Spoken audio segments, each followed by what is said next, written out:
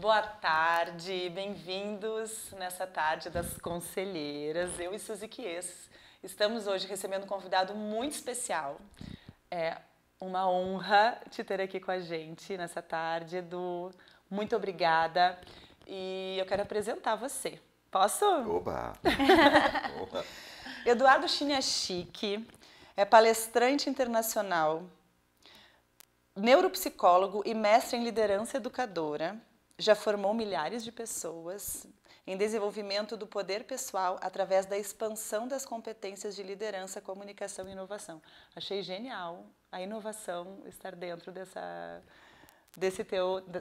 tua linha, né, de trabalho. É autor de livros como Viva Como Você Quer Viver e O Poder do Carisma. Ele é presidente do Instituto Eduardo Chiniachik e formador do método da técnica Inner Vision, que a gente assistiu a palestra dele e eu falei, gente, ele falou exatamente da minha dor na lombar. E agora eu entendi e fez todo sentido. Muito obrigada por estar aqui com a gente. Gratidão, Edu, gratidão, prazer te ter aqui. Foi assim, justamente o suba ao palco.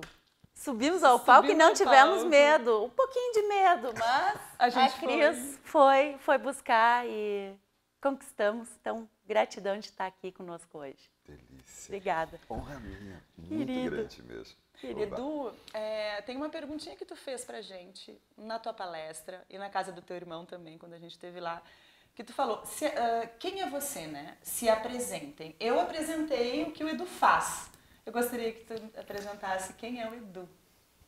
Eu sou uma pessoa muito simples. Eu sou um aprendiz, adoro gente, adoro brincar, adoro surfar, adoro andar de skate, adoro fazer coisas divertidas e amo cozinhar. E principalmente uma coisa que é assim, adoro estar em família. Eu costumo dizer que eu adoro ser casado com a minha esposa e ser pai das minhas filhas. Então, essa é uma coisa que é muito especial. E eu sou muito família. Né? Então, essa coisa de juntar a família, de juntar, né? E principalmente de juntar também a grande família, né? Essa família largada, que são os amigos, que quando a gente junta, aí vira maloqueiragem mesmo, né? Essa coisa gostosa de rir. E principalmente essa coisa de não ter um protocolo, né? De permitir que as coisas sejam muito fluídas, leves. Então, acho que esse é o Edu. A essência do Edu. A essência do Edu. Eu vou pegar o gancho, né? E que a gente vem falando muito sobre quem é você. E realmente as pessoas, quando se apresentam, até por questão de educação, né? Das pessoas passarem isso de geração em geração. Quando a gente se apresenta, a gente geralmente diz o que a gente faz. Ou se a gente tem algum papel, eu sou mãe, eu sou esposa, ou eu sou... Mas esquecem de falar realmente quem eu sou na essência, em primeiro lugar. E tu acabou de realmente passar isso para nós, né? Quem é o Edu na essência. E não o que ele faz, mas quem ele é. Como que tu, Edu, poderia dar um conselho para quem está nos assistindo a virar essa chave, a ter essa percepção de realmente começar a querer, quando quer se apresentar para alguém ou quer conhecer alguém, conhecer realmente quem é a pessoa e não o que ela faz? A gente ouve falar muito de ego, alma, e aí eu costumo sempre dizer assim, isso é muito simples. O ego inflado e o ego esvaziado. Mas tem sempre um eu, né? Eu. E toda vez que a gente coloca muito a ideia nesse eu, no inflado é o orgulhoso, né? No esvaziado é o deprimido. E a gente começa a perceber uma coisa que é assim, quem eu tenho que ser para ser aceito nesse mundo? Então, eu fico alimentando muito essa ideia e parece que aí eu tenho que agradar, corresponder a expectativas, me virar sozinho, eu tenho que ser bom, eu tenho que ser perfeito. E eu começo a me distanciar de uma coisa. As ideias que eu vou comprando e colocando na minha vida vão criando uma ideia de quem eu tenho que ser. E quando eu vou comprando essas ideias, eu começo a distorcer a minha percepção de poder. O meu poder está fora. O meu poder não está dentro de mim. O meu poder é quando todo mundo estiver me endeusando. Né? O meu poder é quando eu falar que eu sou sócio disso, quando eu sou dono daquilo, né? As pessoas vão me valorizar. As pessoas costumam dizer para mim, eu vou fazer um mestrado, porque quando eu for mestre, né? Quando eu for um doutor, quando eu for um PhD, e aí eu falo assim, você vai ser um PhD, né? Você vai ter feito um PhD, mas isso não te define. Então, muitas vezes, os personagens, os papéis que a gente está vivendo vão definindo, né, quem eu sou. E eu costumo sempre dizer isso. Né, o que acontece na nossa vida entra em mim, mas não sou eu. Entra na minha vida, mas não é a minha vida. Eu sou infinitamente maior do que as ideias, do que os papéis, do que os personagens que eu estou vivendo. Mas quando eu digo, esse personagem sou eu me auto-aprisionei dentro desse papel, dentro desse personagem. E eu não vou evoluir, porque o poder, a essência, não está em mim. A essência que alimenta tudo não está em mim. Está em quantos aplausos, em quantos likes eu vou receber, em quantos... E aí simplesmente o poder vai estar sempre fora de mim. E é nesse momento que eu preciso ter essa percepção de que quando eu disser para mim, isso não sou eu, isso não é a minha vida, eu sou infinitamente maior do que isso, eu estou retomando essa percepção de que sou eu que alimenta e evolui os papéis e os personagens que eu vou viver na minha vida. Nesse momento eu estou me libertando para ser e para evoluir em tudo aquilo que eu vou fazer na minha vida. Que maravilha, que aula, que aprendizagem, que bárbaro. Esse caminho que tu está dizendo, né, da gente olhar para dentro e ver o nosso poder, qual é o caminho desse poder pessoal? Porque a gente viu assim, existe os papéis que a gente ocupa, né, esses espaços, e eles vão retroalimentando quem a gente é, porque a gente ainda não se sabe. Mas como que eu vou em direção a este caminho e desperto realmente em mim? Porque não é fácil olhar para dentro, né, Edu? É um caminho, assim, é uma escolha que dói muitas vezes, né? Porque a gente vai ter que desbravar dentro desse matagal que dá ali fora. Mas como que eu acesso isso? Tem um caminho para despertar esse poder? Eu costumo dizer que, assim, existe uma ideia de que para nós crescermos, nós temos que reviver as dores do passado.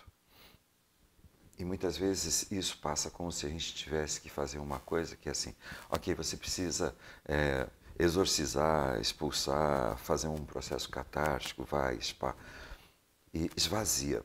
E eu costumo dizer que toda vez que você esvaziar, você vai ficar com a sensação de impotência, até que você consiga se recarregar.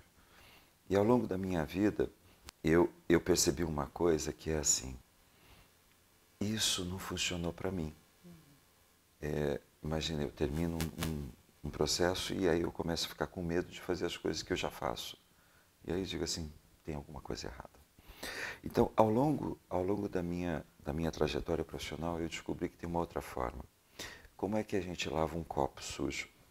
A gente pode esfregar ele bastante, ou a gente pode deixar ele embaixo de uma bica d'água e essa água ela vai movimentando e vai tirando a sujeira. E o que é essa bica d'água? Amor, respeito, valorização. É eu resgatar exatamente tudo aquilo que em algum momento da minha vida faltou.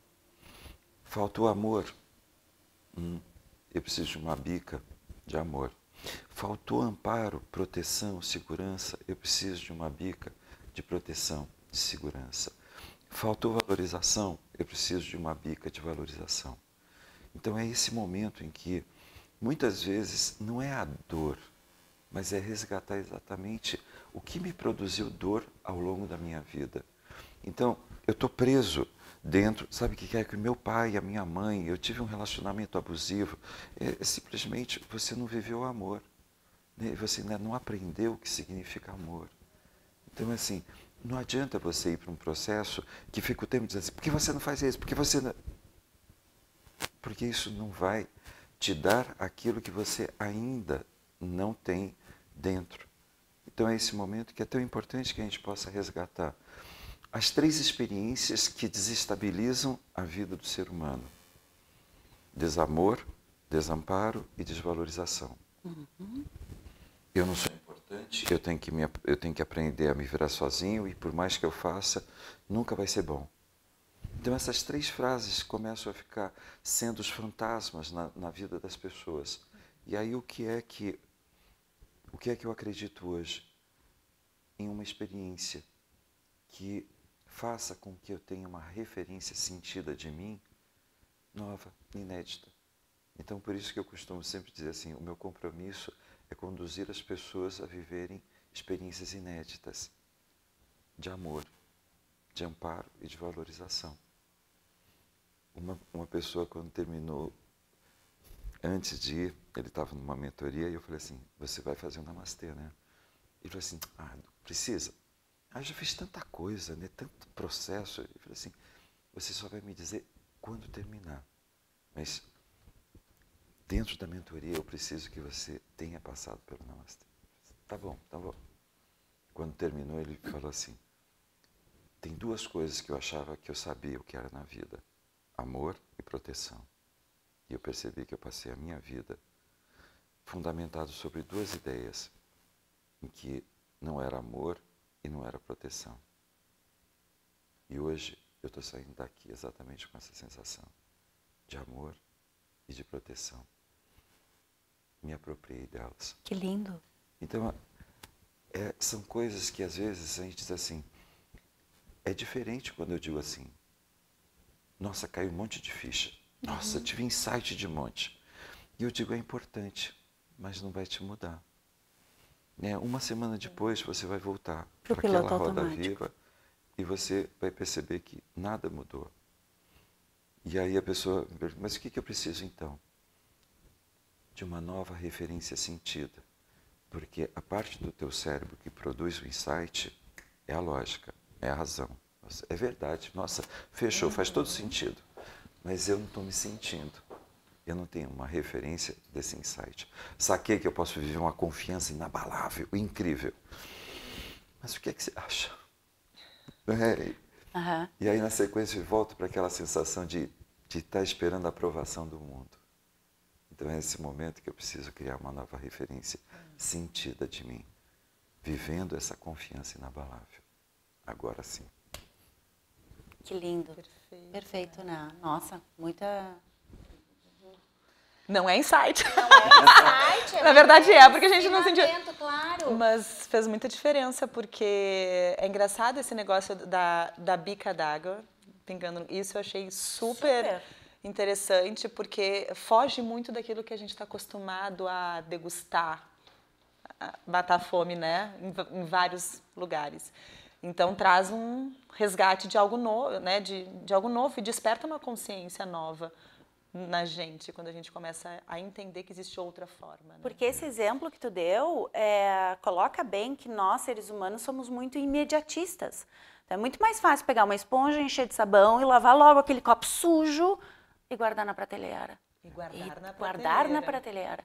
Agora, tu pegar o copo, ter paciência de deixar ele na bica e deixar aquela água pura, limpar aquele copo, significa realmente... tudo aquilo que a gente tem que olhar, esperar o processo e compreender o que é amor, compreender o que é proteção e compreender, tu falou sobre desamor, desvalorização e desvalorização e desamparo, né? Porque a gente às vezes passa uma vida inteira achando que ama. Só que aí tu te dá por conta, não, mas eu não fui tão amada assim. E se eu não fui tão amada assim, eu não sei o que é amor.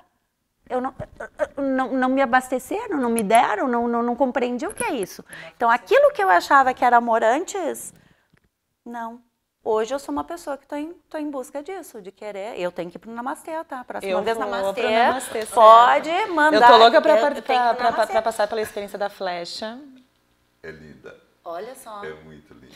Que eu ouvi vocês falando lá, e tinha a Índia que fez, né? Lá na casa do teu irmão, quando a gente foi. A Índia, tinha uma Índia, ela falou, eu nunca levei uma flechada, só no Namastê. Eu lembro dela brincar, eu achei sensacional. Eu falei, gente, desde ali nasceu essa vontade. Ano que vem tu vai estar em Caxias de novo com o Namastê. São 2 vezes por ano em Caxias o Namastê? 2 vezes por ano. 2 vezes por ano. 2 vezes por ano vai acontecer o Namastê 1 e uma vez acontece o Namastê 2, que é a sequência. A sequência. Olha só. Então tem que fazer os 2. Claro, claro. Para encher esse copo de amor. É muito legal, né? Isso que, por exemplo, quando a Su está falando assim, eu achava que... Quando a gente vê, por exemplo, uma mulher vivendo uma relação tóxica, ela jura que está sendo amada. Mas, novamente, é aquele amor que é aquele padrão de amor que é assim, você tem que ser punida, você tem que ser castigada. E aí você fala assim, gozado, parece que eu já vi isso lá atrás. Né? Aquele pai que castigava e talvez a pessoa não se deu conta de que um beijo era melhor do que um tapa, mas um tapa é melhor do que nada. E aí ela vai aceitando que mesmo quando ele está dando um tapa, é muito melhor do que nada, né? Porque se ele não me amasse, ele não me dava nada, ele não estava aqui do meu lado. Então a gente vai aceitando menos. Então a mesma coisa, eu aceito menos valorização, menos respeito, porque é melhor do que nada. Então, às vezes, a gente vai estabelecendo uma trajetória pelo mínimo e não pelo máximo. Então, a gente fala assim, o que é amor? E às vezes a referência é muito mais desamor do que amor. Mas, uma vez uma pessoa falou assim, o meu pai, nem para me bater, usava a mão. Ele usava o chinelo. E aí a gente fala assim, isso é ausência completa, né, de qualquer tipo de contato. E a gente fala assim, nossa, é desamor. Mas o ponto é que às vezes tem contato, mas não tem amor. Tem presença, mas não tem amor. Então, por isso que é tão importante quando a gente começa a compreender que assim, que tipo de experiência que eu verdadeiramente estou me dando, né, de realmente estar produzindo. Eu estava falando com uma pessoa e falou assim, nossa, eu estou trabalhando, sou um workaholic, né? E aí, pô, eu estou com um mentor incrível, fantástico. Aí eu olhei para ele e falei assim, incrível que você tenha escolhido um mentor workaholic, né? Que vai continuar te aprisionando dentro de um processo. Ele te liberta de uma coisa, mas ele não te liberta do que na essência está sendo a sua prisão.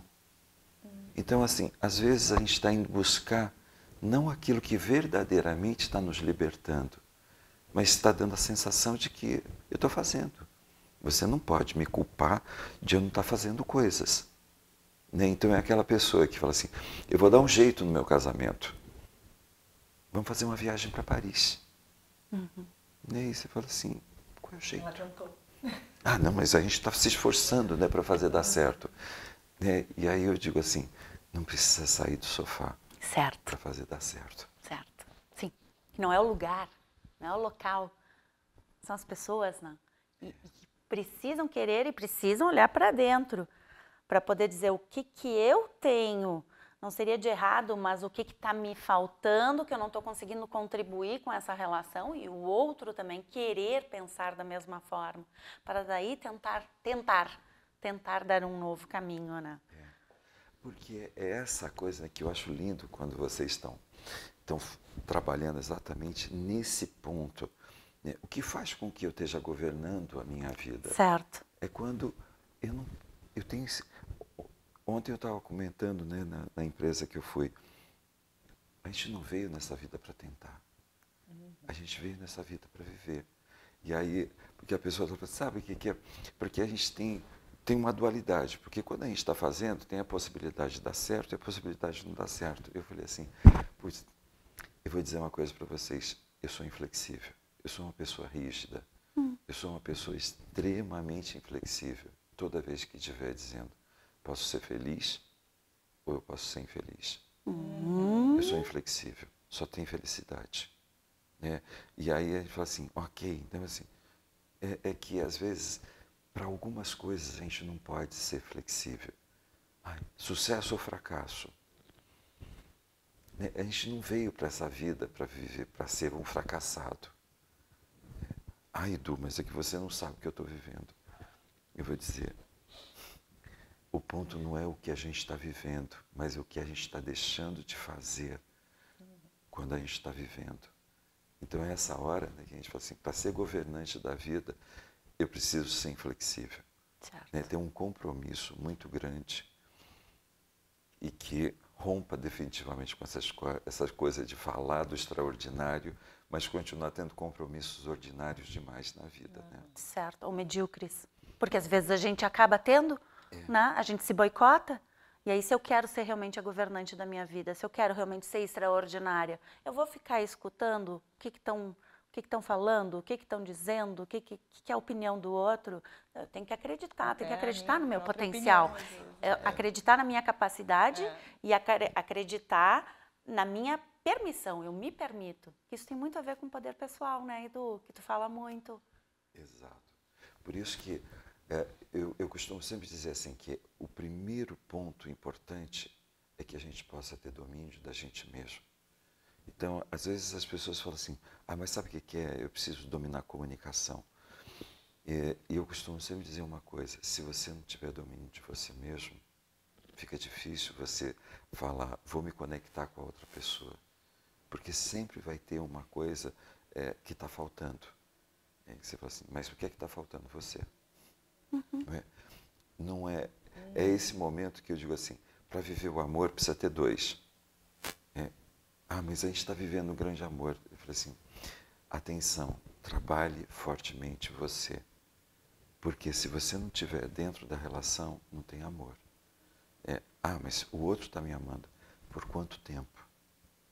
E é incrível, né? Porque às vezes a gente fala assim, nossa, a gente começou tão apaixonado. E aí eu falei assim, o ponto não é começar apaixonado. É o que vocês continuam fazendo para continuar apaixonados por você e pelo outro. Porque é nesse momento que às vezes a gente vai entregar gato quando alguém comprou lebre. Aí você fala assim, nossa, comprou aquele mulherão. Aí ela se abandona. Né? Comprou aquele gatão. Aí o cara aparece arrastando a chinela. Aí você fala assim, onde é que foi parar aquele gatão, aquela gatona? Né? Esse momento que a gente fala assim, a gente parou de se encantar com a gente mesmo e de se comprometer, né, em viver esse extraordinário com a gente. Então, assim, antes de ir para fora, faça primeiro dentro de casa, né? Ame-se primeiro, se apaixone por você primeiro, né? Lidere a si mesmo, seja governante de si mesmo para poder governar a sua casa, estar presente dentro de uma relação, na tua própria família, muitas vezes, que parece que tu só passa pela família e não tá ali com a tua família, até em liderança, né, Edu? Quem não lidera a si mesmo não consegue liderar as outras pessoas. Então, o primeiro sempre é o nosso poder pessoal, é o nosso primeiro trabalho, né? É bem essa expressão, liderar a si mesmo. Então, por isso que às vezes a gente fala assim, quem está tomando as decisões mais importantes da sua vida? Os seus medos? As mágoas? Os ressentimentos? As raivas? Né? Porque quando a gente está deixando que essas emoções tomem as decisões mais importantes, não somos nós. Assim, nós estamos deixando que as nossas emoções controlem a nossa vida, mas não somos nós que estamos dominando e direcionando para onde eu quero que as emoções me fortaleçam, me levem, construam. Então é essa hora que a gente começa a dizer, mas se não fosse por causa da minha timidez, não. Se você não estivesse deixando que os medos tivessem tomando as decisões da sua vida, você não estaria perdendo aquele amor, aquela oportunidade profissional. Você teria a família que você sonhou desde o primeiro dia que você chegou nessa vida. Né? É exatamente esse momento que eu não estou liderando o outro. Porque eu simplesmente não estou liderando a mim mesmo. E eu tenho notado muito, Edu, até isso eu passei uma coisa muito particular, pessoal, nesse processo de que tu falou sobre relações, sobre governar minha própria vida, né? Eu tinha muitos medos, eu tinha uma coragem que estava lá dentro, mas ela estava escondida. E aí, quando eu comecei a mergulhar em mentorias, processos de autoconhecimento, inteligência emocional, poder pessoal, eu digo, não, eu tenho que começar a governar minha vida, não é bem assim. E eu tenho, primeiro, agora olhar para dentro. Mas eu tenho notado que as pessoas, primeiro, nós estamos vivendo o século da ansiedade. E segundo, que as pessoas estão cada vez mais acovardadas de primeiro olharem para si, para depois poderem tomar melhores resoluções, então serem mais assertivas quando governam as suas vidas. Tu pode aconselhar essas pessoas que estão nesse momento que elas estão ainda como se fossem num limbo, elas não querem olhar para dentro, mas elas sabem que elas precisam enxergar, elas precisam olhar. Esse momento que você vai perceber uma coisa que é assim, quando a pessoa está alimentando a depressão, quando ela está vivendo a depressão, ela está alimentando o passado, ela está presa no passado. Então é esse momento em que, às vezes a gente define isso como uma doença. Né? Por quê? Eu estou adoecendo a minha vida com excesso de passado. Porque eu simplesmente não tenho presente. Eu não estou no presente. Aí quando você fala assim, eu estou com excesso de ansiedade, eu estou com excesso de futuro, eu estou colocando muita expectativa em um futuro que não vai acontecer. Aí você fala assim, nossa, por que tão dramático? Porque está faltando agora o presente. E eu costumo dizer que o futuro é aquilo que nós estamos fazendo no presente. Então, a ansiedade, a gente vai ver um filme de terror que está passando na cabeça da pessoa. E aí, eu estou indo em direção ao futuro. E eu estou abrindo a porta do futuro. E, de repente, vai sair alguém com uma faca para me apunhar.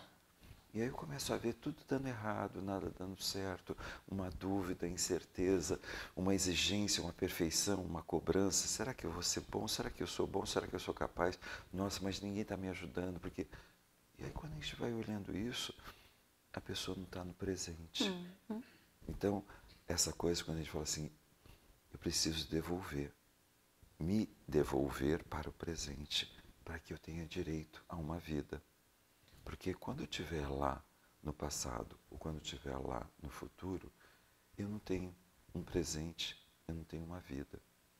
E é esse momento em que, em algum momento, eu preciso me desprender dos eventos do passado e trazer as lições para que eu possa me fortalecer no presente.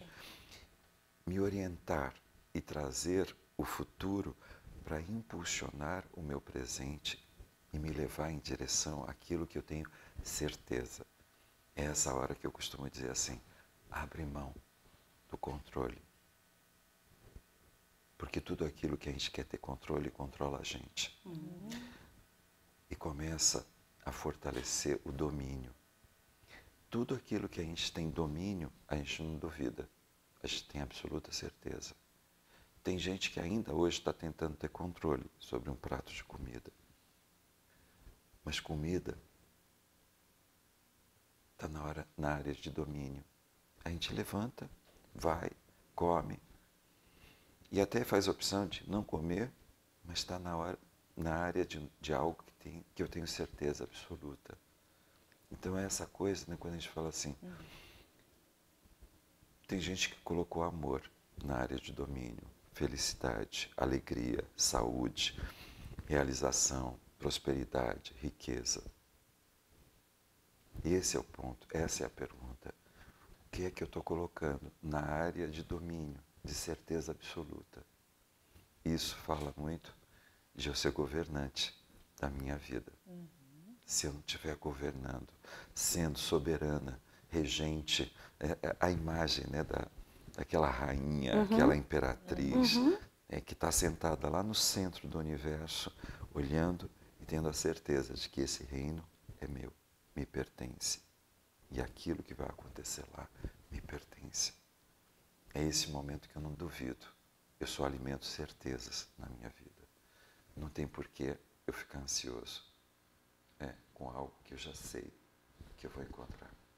O que tu trouxe foi foi um despertar de consciência, porque na verdade tem muito, as pessoas costumam confundir, né? Eu sou a rainha deste reino, é da minha vida. Eu não estou controlando as outras pessoas, porque quem quer controlar os outros é porque não tem domínio, não é governante de si mesmo. Então foi muito bacana o que tu trouxe, porque desvincula às vezes, né, certos padrões que a gente tem. Porque as pessoas, elas têm uma forte tendência, todos nós, a gente fala às vezes, né, tem uma tendênciazinha a ser um pouco controladora aqui, a gente tem uma tendência a ir por esse lado, ou às vezes até se vitimizar um pouquinho aqui, ou achar que a gente é capaz de salvar o mundo, sabe? A gente fica naquele triângulo dramático, assim, de um lado para o outro.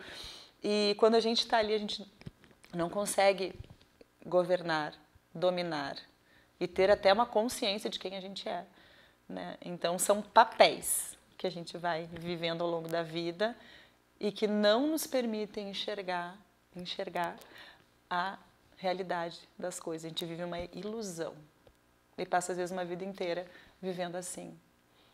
Não muito bom. Despertou. E é lindo, né, quando você traz essa coisa, né, de querer controlar os outros. É diferente de querer controlar os outros, porque isso começa a controlar a nossa vida. E aí a gente começa a perceber, chega um momento que a gente começa a dizer assim, parece que eu passei a vida cuidando dos outros e não cuidei de mim. Exato, E a exato. minha vida ficou em um estado de suspensão. Essa é uma fala recorrente, né? A gente percebe de muitas mulheres, inclusive, às vezes que abrem mão das suas vidas para cuidar da sua família, só que elas veem aquilo não como algo engrandecedor, porque tu cuidar da tua família é lindo. É uma oportunidade maravilhosa que tu tem, entendeu? Se tu puder ver aquilo como tu sendo governante da tua vida e cuidar da tua família. Mas muitas mulheres percebem essa situação, essa vivência como algo assim, eu abri mão de mim pela minha família, eu abri mão de mim pelos meus filhos, pelo meu marido, e agora eu tô aqui, entendeu? Tô velha e deixei de fazer coisas, sabe? O ponto é que tem coisas muito mais pontuais. Eu abri mão da minha sexualidade, eu abri mão do meu prazer, eu abri mão da minha alegria, eu abri mão de ter uma vida, eu abri mão... Quer dizer, é esse momento em que eu usei uma frase que era justificativa do porquê que eu me acovardei, do porquê que eu aceitei menos do que eu merecia e comecei a dizer que a vida era assim. Então é essa hora que a gente diz assim, é sempre tempo de a gente poder resgatar o sentido, né? Ser governante, então em algum momento eu passei uma vida sem saber o que significa prazer e agora está na hora de eu me dar esse prazer. Então, é aquela coisa que às vezes a gente fala assim, nossa, eu passei a vida, né, dando prazer para alguém, mas eu nunca me permiti sentir o prazer. Então a gente vai olhando, vai dizendo assim, eu não. Então, por um momento se eu estou me apropriando disso, não tem uma justificativa que me diga por que eu não vou viver isso. Então, assim, ter filhos, ter uma família, não é uma justificativa de infelicidade, de desamor, de abrir mão do seu prazer, de abrir mão até mesmo de ter um projeto. E aí, às vezes, eu falo, né, tem pessoas que falam assim, não, mas, sabe, eu me doei para que os meus filhos tivessem. Eu falei assim, é duro quando você diz assim, olha para os seus filhos e vê se eles têm realmente essa garra, essa disposição de fazer com que a coisa dê certo. Não. eles são muito acomodados. Aí eu falei assim, o que foi que você ensinou quando você abriu mão, né, dos seus projetos, desse poder, desse dom, desse talento que você tem, né, de você dizer assim, é isso que eu quero também realizar. Família não é justificativa para a gente deixar de fazer as coisas que nos engrandece também. Então é esse momento em que a gente vai dizendo assim, eu governei muito bem a minha família, mas é como se a gente estivesse dizendo assim, eu governei parte do meu reino, mas o resto está no limbo. Deixei, esqueci. Né? Então, quando a gente vê essa imagem metafórica, a gente fala assim, nossa, parece aquelas imagens assim meio de animação, né? O sol estava só numa parte e a escuridão imperou no resto, né? Tempestade. As tempestades, né? A maldição, verdade. Né? Então a gente olha assim, né? Governar significa exatamente olhar para tudo, né? A gente não veio para cuidar de uma partezinha só. Assim, é integral, né? É integral. Integral. É tudo. É tudo. Ou é tudo ou nada, né? A gente deveria trazer tudo ou nada. Não é só, é mais. Essa coisa, né? Então, quando a gente fala assim, a gente veio para viver só um pouquinho de amor, não, é tudo, é tudo. Não é muita desculpa, né, Edu? A gente é criado para dar desculpinha, né? E essa coisa que é incrível, né? Quando a gente começa a perceber que a gente vai se habituando e chega um momento que a gente nem se dá conta de que nós somos essa desculpa que a gente vem se dando para a gente. Então, às vezes eu brinco isso. Ai, mas sabe o que é? O exemplo que eu dei na palestra. Se eu pudesse subir no palco e fazer... Sobe. Né? Porque a gente está sendo exatamente tudo o oposto.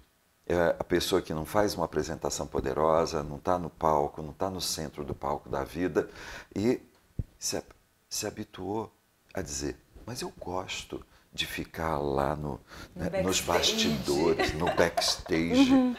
Né? E eu falo assim, mas você nunca se deu a oportunidade de estar no palco, né? De você transitar por aquela fase de frio na barriga, né? Até a hora que você se sente confiante. E é incrível, porque se a gente não se permite sentir esse frio na barriga, a gente nunca teria vivido um amor. Primeiro encontro. E a gente fica encontrando 10 mil justificativas. Mas ele não vai aparecer. Não, acho que não vai rolar. Acho que não é. Experiência própria, né? Experiência própria que ele contou na palestra. Sim, Experiência própria. Muito legal. A menina da escola, aquela de Então é essa coisa, daí quando a gente vai olhando assim, é um amor que não entrou, é uma oportunidade, é uma realização, é um sucesso que não entrou, porque eu personifiquei a justificativa e a desculpa que eu estou me dando uma vida inteira. Maravilhoso.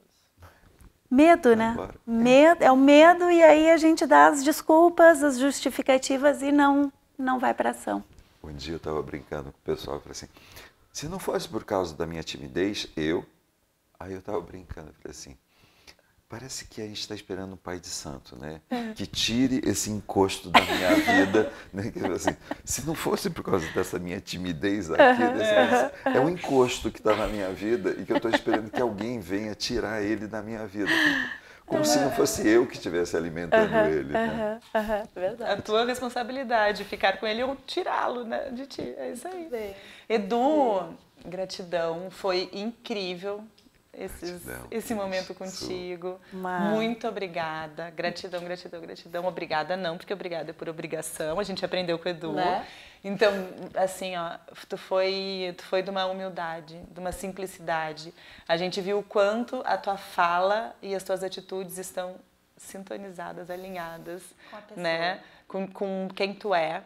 Porque, enfim, né, aceitar o nosso convite, a gente ali chamou pelo Instagram, o Edu respondeu, né, então isso mostra o quão grande tu é em estar aqui na nossa, né, no nosso espaço, recém-iniciando. Obrigada mesmo por fazer parte dessa caminhada das conselheiras. Gratidão por tanta sabedoria, tanto conhecimento, tanta troca hoje conosco, né, Cris? Isso. E com o nosso público.